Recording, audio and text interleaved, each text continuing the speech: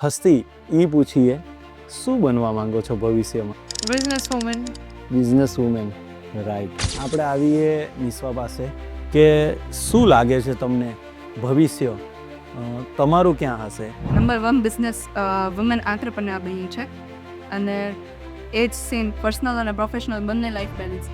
તમારો કોઈ dream project હશે, જેમ આપણે દુબઈ જઈએ, ઊંચી ઊંચી બિલ્ડિંગો જોઈએ, 70 માળની, સિંગાપુર જઈએ, તમને શું ડ્રીમ છે કે સુરતમાં ગૃહમાં આવી બિલ્ડિંગો બનાવીશું?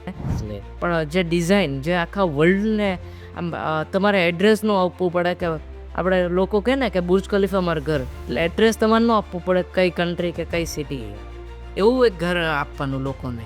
માહી, શું લાગે છે તમને?